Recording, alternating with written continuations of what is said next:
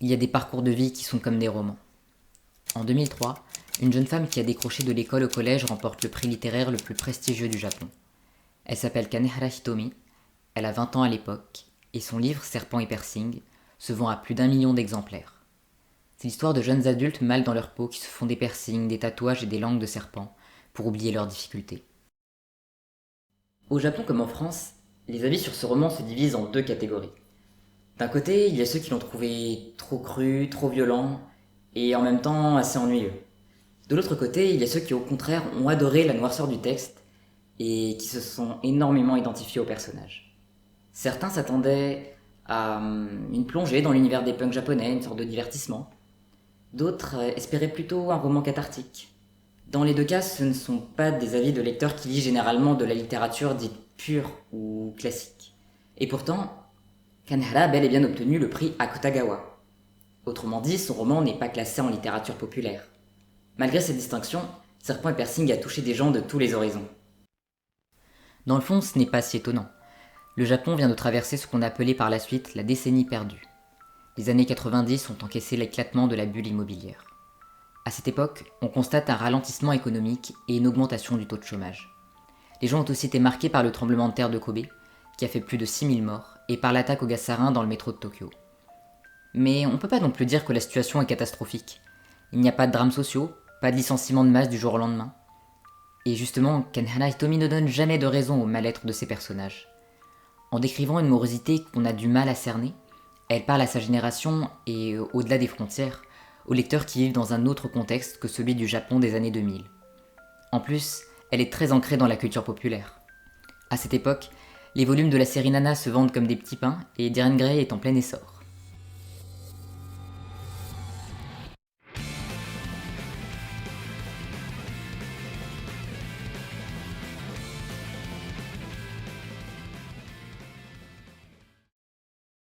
Alors j'ai eu envie de prendre la question à l'envers. Pourquoi est-ce que le jury du prix Akutagawa s'est intéressé à un livre qui n'a pas tout à fait l'aura d'un roman intellectuel et que tout le monde semble avoir lu d'une manière très personnelle? Je vous propose de le décortiquer ensemble. Attention, ça va spoiler.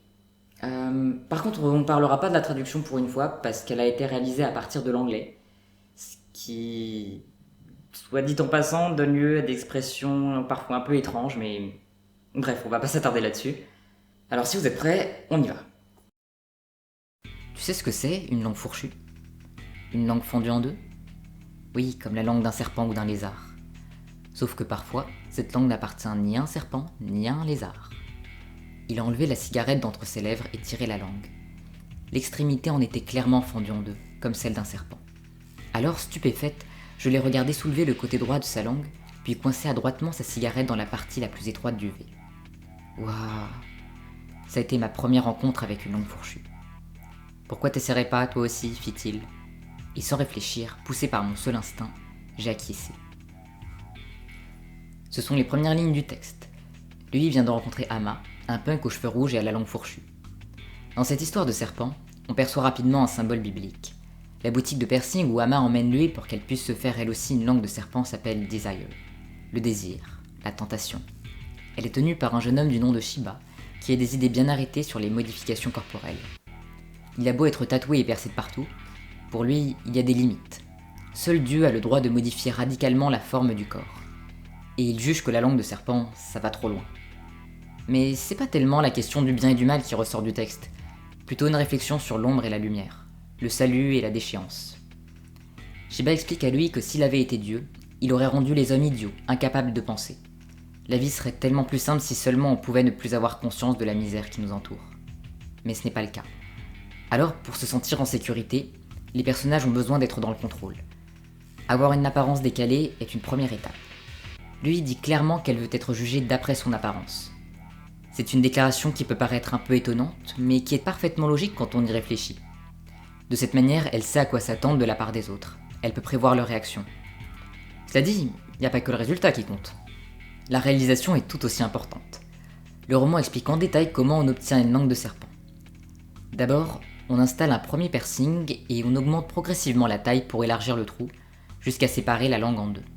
Lui commence avec un piercing de calibre 14, environ 1,5 mm de diamètre. Plus le nombre du calibre est petit, plus le bijou est épais. Le calibre 00 correspond à environ 9,5 mm. On y reviendra tout à l'heure. Je suis sûr que certains d'entre vous font déjà la grimace. Mais pour lui et ses camarades, c'est un rituel qui leur permet de satisfaire leur soif de contrôle. Ils flirtent avec le danger, tout en sachant qu'ils ne risquent absolument rien parce que tout est prévu à l'avance. Ils se donnent des rôles sadiques ou masochistes, mais au fond tout ça n'est qu'un jeu. Un jeu avec des règles précises. Comme le disait Shiba, il y a des limites. Le problème, c'est quand ces limites ne sont plus respectées. Un soir, lui et Ama se font embêter dans la rue par une bande de voyous. L'un d'eux commence à tripoter lui, alors Ama perd son calme. Il se jette sur l'homme aux mains baladeuses et le frappe au visage jusqu'à ce que l'autre ne bouge plus. À l'issue de la bagarre, Ama offre à lui 2 dents de sa victime en lui disant que c'est le symbole de son amour pour elle. Lui est horrifié, elle ne reconnaît plus son ami. Malgré son apparence effrayante, Ama est d'habitude un garçon très doux, innocent, un peu idiot. Et là, il vient de faire preuve d'une violence inouïe. Elle n'a pas du tout envie d'entrer dans ce jeu morbide. Ama, tu es adulte. Je veux dire, vis-à-vis de la loi. Si tu tues quelqu'un, tu iras en prison. Non, en fait, je suis mineur, rétorqua-t-il en me regardant droit dans les yeux. Je me suis senti perdre patience, et je crois que ça s'est vu sur mon visage. Si, c'est vrai, s'écria-t-il. Tu m'as dit que tu avais 24 ans. Oui, mais seulement parce que je croyais que c'était ton âge. Je voulais pas que tu me prennes pour un gamin. Tu m'en veux pas, j'espère. Si je t'en veux. Mais moi non plus, j'ai pas 24 ans, espèce d'idiot. Je suis toujours mineur. Tu rigoles, fit Ama en écarquillant les yeux. T'es sérieuse? Alors c'est parfait. Il a souri d'une oreille à l'autre avant de me serrer dans ses bras. Non, c'est pas parfait, protestai-je. Ça veut seulement dire que tous les deux on a l'air vieux pour notre âge. Fis-je en le repoussant et en comprenant soudain que nous nous connaissions à peine. Oui, ce sont bien des gamins. Il y en a pas un pour rattraper l'autre. Mais au-delà du comique de la scène, il y a quand même un sentiment plus grave. On comprend que l'une des choses qui effraie les personnages et les pousse à se cacher derrière des masques, c'est le monde des adultes. Vieillir n'est même pas une option. Et lui n'arrive tout simplement pas à l'envisager. T'es vraiment mince. Tu sais que si jamais tu grossis après un tatouage, la peau se tend et le résultat est vraiment moche. Ce sera pas un problème, dis-je. Mon poids n'a pas changé depuis des années.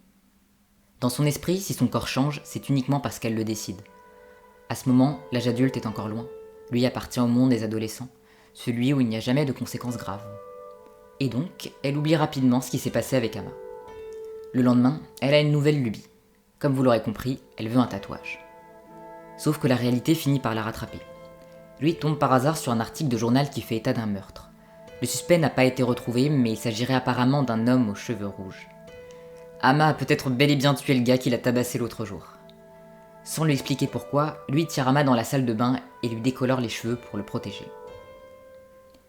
Jusque-là, la vie quotidienne, le monde extérieur ont toujours été passés sous silence. On ne comprend pas bien d'où viennent les personnages, de quoi ils vivent, ce qu'ils font de leur journée. En tant que lecteur, on a une sensation de claustrophobie parce que lui, Ama et Shiba sont enfermés dans leur tout petit univers. Certes, il y a quelques péripéties, la tension monte petit à petit. Ama tabasse quelqu'un, ce qui pousse lui à se rapprocher de Shiba, coucher avec lui et lui demander un tatouage. Mais c'est seulement à partir du moment où lui découvre l'article de journal que le compte à rebours se met en marche. Elle place sur sa langue un piercing de calibre 12. À ce stade, elle a encore des illusions.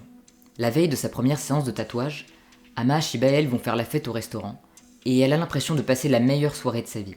Pour être heureuse, il lui suffit d'avoir un beau tatouage, et puis, quand sa langue sera fendue, elle arrêtera ses jobs qu'elle déteste dans les bars à hôtesse. On ne voit pas trop le rapport entre sa langue et son boulot, mais c'est une idée qui la rassure. Finalement, tout irait parfaitement bien dans le meilleur des mondes s'il n'y avait pas des ombres menaçantes. D'abord, Shiba est de plus en plus violent. C'est un personnage encore plus ambigu qu'Ama. À chaque fois qu'il voit lui, il lui dit qu'il a envie de la tuer, sans raison, juste pour satisfaire une pulsion. À côté de ça, on commence à se rendre compte que lui boit beaucoup. Beaucoup trop. Un mois s'écoule. Lui obtient son tatouage qu'elle paye avec son corps, en ayant des relations sexuelles avec Shiba. Évidemment, elle n'en parle pas à Ama, elle a peur qu'il se mette en colère et essaie de tuer Shiba. Ama a pour lui un amour très pur, mais qui devient vite envahissant, à la limite de la possessivité. D'après lui, le désir de possession semble être l'élément commun à tous les rapports humains. Une peur de l'abandon, de la solitude anime chacun des personnages. Lui n'y échappe pas, c'est d'ailleurs pour cette raison qu'elle a décidé de se faire tatouer, afin d'avoir toujours avec elle un dragon et un Kilin, la fusion des tatouages d'Ama et de Shiba. C'est une manière pour elle de garder ses 2 amis prisonniers, gravés sous sa peau. Et pour être sûr qu'ils ne leur vienne jamais à l'idée de prendre leur indépendance, elle demande que le dessin reste inachevé. Ces deux créatures mythologiques n'ont pas de pupille, ainsi la flamme de la vie n'entrera jamais en eux. Mais bien sûr, ce sont encore des histoires que Louis raconte, et une fois le tatouage terminé, elle se retrouve face à leur vacuité. Pour la première fois, la langue fourchue et le reste lui apparaissent vides de sens. Lui a l'impression qu'elle n'a aucun avenir et s'enfonce dans l'alcoolisme, ce qui désespère Ama. Lui ne fait que boire, elle ne mange presque plus et perd énormément de poids. Des envies suicidaires surgissent. En parallèle, l'affaire du meurtre dont Ama est peut-être responsable s'impose de nouveau. La police est passée à la boutique de piercing pour poser des questions sur les clients. C'est Shiba qui en informe lui au téléphone. Il ne lui dit pas qu'Ama est une mauvaise fréquentation, il ne lui dit pas qu'elle devrait le laisser tomber et s'intéresser plutôt à lui, mais c'est exactement ce que ça veut dire. Il attend juste que Louis arrive elle-même à cette conclusion.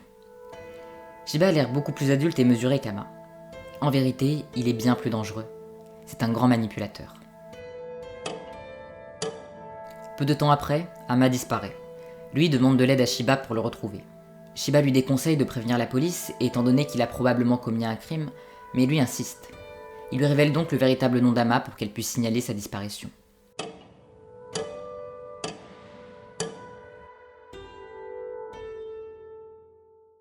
Avec la conscience des choses vient la douleur.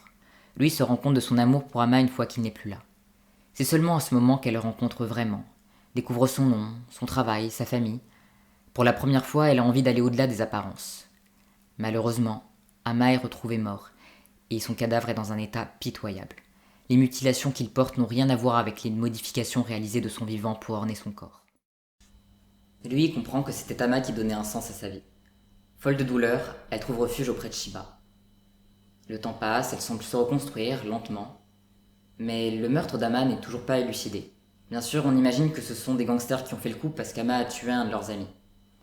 Sauf que lui finit par tomber sur un indice qui inculperait plutôt Shiba. Cet indice, c'est une boîte de bâtonnets d'encens que Shiba conserve dans un tiroir.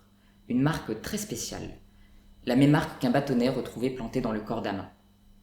Alors, que pensez-vous que lui va faire ? Elle prend la boîte d'encens et elle la jette. S'ensuit une série d'actions qu'on a un peu de mal à interpréter. D'abord, lui avale les dents qu'Ama lui avait offertes pour que son amour fasse à tout jamais partie d'elle. Ensuite, elle décide de rendre la liberté à ses tatouages en leur rajoutant des yeux. Le lendemain matin, je me suis réveillé dans un ray de soleil éblouissant. Une soif terrible m'a poussé hors du lit et vers la cuisine. Dans le frigo, j'ai pris une bouteille plastique d'eau glacée et j'ai bu directement au goulot, en sentant le liquide me traverser la langue, la dépasser, puis descendre à travers mon corps pour l'irriguer comme ma propre rivière secrète. On a l'impression qu'une sorte de purification est en train de s'opérer. C'est beau de se dire que lui est désormais prête à rendre la liberté à ses tatouages. Ça veut dire qu'elle n'a plus peur d'être seule et qu'elle n'a plus besoin de se raccrocher à des histoires inventées. Quoi qu'il arrive, elle sait que ses tatouages ne disparaîtront pas. Mais les différents éléments ne collent pas entre eux. On ne peut pas s'enlever de l'esprit que lui a décidé de protéger Shiba de la même manière qu'elle a protégé Ama en lui décolorant les cheveux. Elle fonctionne toujours pareil.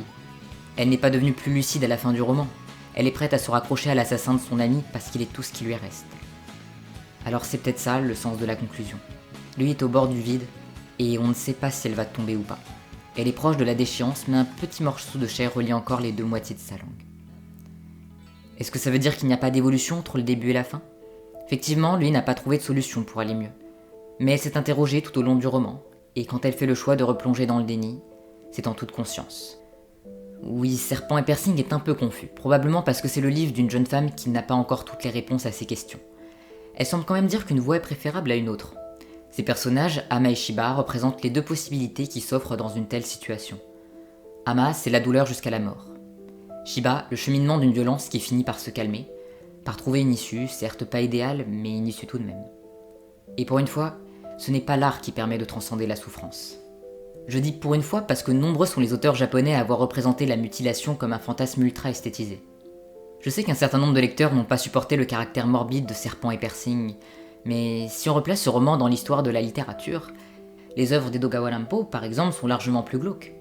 Prenez La Chenille. C'est une nouvelle dans laquelle un homme qui a perdu ses 4 membres à la guerre se retrouve à la merci de sa femme. D'une manière générale, tout le courant Hello possède une imagerie beaucoup plus sauvage.